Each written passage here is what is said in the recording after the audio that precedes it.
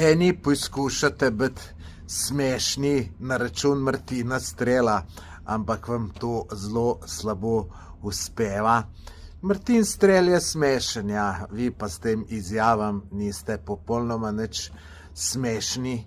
Vidite se samo, da ste mu navoščljivi in tako, kot je Martin Strel v enih od podcastu mojih rekel, pač to, kar sem jaz doživel, je enem čist preveč in tu ne morejo razumeti in pol se norca delajo iz mene.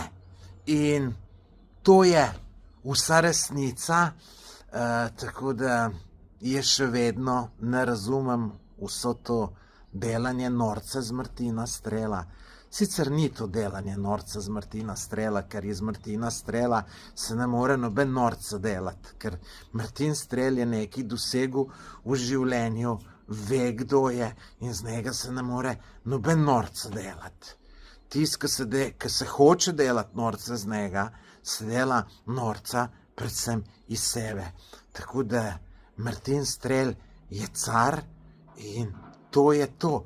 In sem se zdaj enkrat z enem dobil, ne, pa je pametval, sej eden bi Amazonko hitrej preplaval, kakor jo je Martin Strel.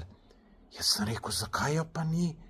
Bo drugi človek na svetu, ki je preplaval Amazonko. Zakaj jo ni šel, ne? Tu so ljudje tako pametni, pa si Slovenci smo itak taki. Vse vemo za drugega, vse, kar drug kaj doseže, ni nič vredno, je čisto enostavno, bi tudi vsak prav, da bi lahko. V resnici ga pa ne dobiš iz kavča, izpred televizorja. Tako da takih nakladačev je v Sloveniji veliko, tako da bom rekel, najprej kaj dosežete v življenju, pol pa govorite čez Martina Strela.